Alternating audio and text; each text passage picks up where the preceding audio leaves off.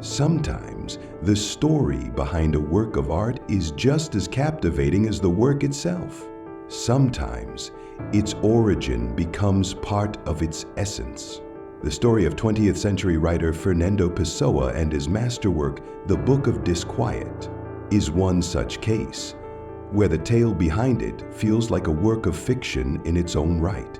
Pessoa was born in 1888 in Lisbon, Portugal. At the tender age of 5, he experienced loss and impermanence when his father died of tuberculosis. The following year, his younger brother passed away too. Shortly after, his mother remarried, and the family moved to South Africa, taking from Fernando not only his father, but also the landscape of his childhood. While in South Africa, Pessoa became fluent in English and developed a deep appreciation for English literature. At 17, he returned to Lisbon alone, where he would spend the rest of his life dedicating most of his time to writing. However, by the time he passed away in 1935, at just 47 years old, he had published only a handful of books, most of which went unnoticed. He essentially lived and wrote in obscurity, unknown to the world. Yet, despite this, he seemingly died knowing he was a great literary figure, or at least that he would one day be recognized as one. And in an almost unsettlingly prophetic way, he was right. After his death, Pessoa's work, including the manuscript for The Book of Disquiet and tens of thousands of other pages, many of which are still being edited, remained hidden, tucked away in a wooden trunk. It wasn't until 1982, exactly 47 years after Pessoa's death, the same age he was when he died, that the Book of Disquiet was discovered and published. This book has since become widely regarded as one of the most unique and important literary works of the 20th century. Within its pages lies a lifetime of Pessoa's reflections and musings on reality and dreams. Tedium and selfhood, the absurdity of existence and the futility of action. It explores the simultaneous complexity and simplicity of life, along with the contradictions and paradoxes at the heart of everything. The book consists of fragmented vignettes, written in a style that blurs the lines between diary entries and poetry. There is no linear order, and one could arguably experience the book just as well in reverse as in sequence. What's even more intriguing is that Pessoa doesn't claim authorship of the book. Instead, it is attributed to a man named Bernardo Soares, an assistant bookkeeper from Lisbon. Additionally, some parts are credited to Vicente Guez. But neither Soares nor Guedes were real. They were characters Pessoa invented to write the book. Throughout Pessoa's massive collection of manuscript pages, he attributes works to various pseudonyms, or rather, heteronyms. These were not merely pen names, they were fully realized characters, with distinct writing styles, personalities, worldviews, and backstories. Over his lifetime, Pessoa wrote under approximately 80 heteronyms. Thus, the Book of Disquiet isn't a straightforward non-fiction work by an anonymous author, nor is it a conventional novel about fictional characters. It exists somewhere in between. For this reason, it is often described as the weirdest autobiography ever written. Pessoa himself called it a factless autobiography, or an autobiography of someone who never existed. The book's unconventional structure mirrors its themes. The use of heteronyms underscores a central philosophical idea: the fragmented and illusory nature of the self. With poignant accuracy, Pessoa delves into the alienation, disorientation, and loneliness that come with simply being human. He writes, "I don't know how to feel or think or love. I'm a character in a novel as yet unwritten, hovering in the air and undone before I've even existed, amongst the dreams of someone. who never quite managed to breathe life into me.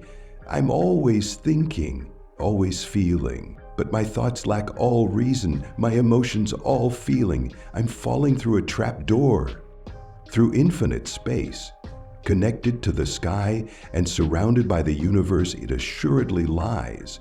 Through infinite space in a directionless, empty fall, my soul is a black maelstrom, a great madness spinning about a vacuum, the swirling of a vast ocean around a hole in the void.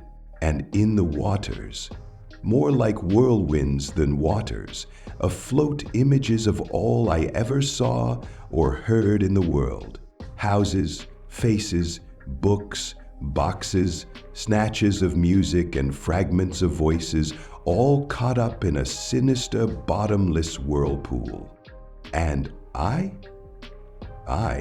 myself, am the center that exists only because the geometry of the abyss demands it. I am the nothing around which all this spins. I exist so that it can spin. I am a center that exists only because every circle has one. For Pessoa, self-understanding, or even the attempt to understand oneself, is a free fall down a rabbit hole with no bottom, only death awaiting at the end.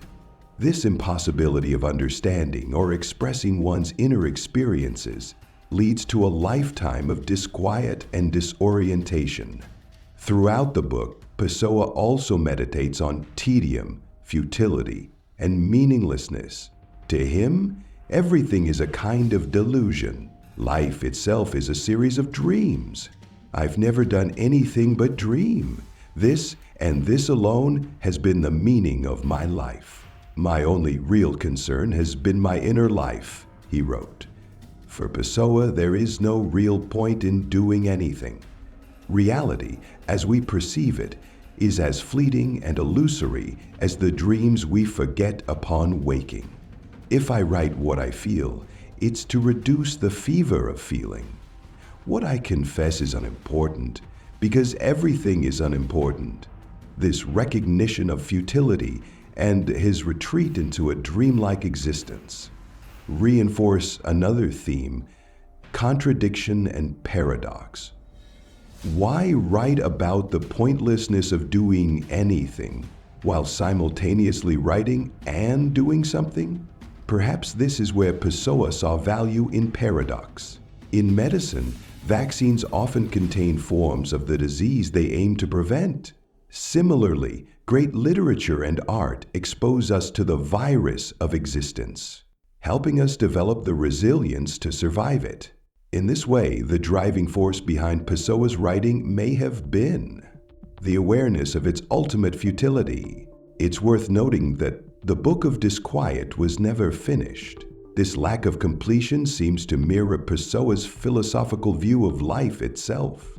Locked away in a trunk, discovered only after his death, interpreted through fragments, written by someone who never existed, and completed not by intent but by the passage of time. The book is, in itself, a metaphor for a person. And fittingly, Pessoa's name translates to person in English. The most confounding aspect of this story is that the Book of Disquiet contains passages that predict its fate. Pessoa wrote, "It sometimes occurs to me, with sad delight, that if one day in a future I won't be part of, the sentences I write are read and admired, then at last I'll have my own kin, people who understand me, my true family, in which to be born and loved. But far from being born into it, I'll have already died long ago. I'll be understood only in effigy, when affection can no longer compensate for the indifference that was the dead man's lot in life. Perhaps one day they'll understand that I fulfilled, like no one else, my instinctive duty to interpret a portion of our century. And when they've understood that, they'll write that in my time I was misunderstood. And now here we are, fulfilling his prophecy. Was this an elaborate plan by a genius? Was it chance? Was it something else? Whatever the answer, the story of the Book of Disquiet has become an integral part of its art. It feels like a spiritual manual for atheists, a guide for nihilists. It devastates its readers, but also offers comfort, reminding us not to take life or ourselves too seriously. Sometimes the cure is hidden in the ailment itself.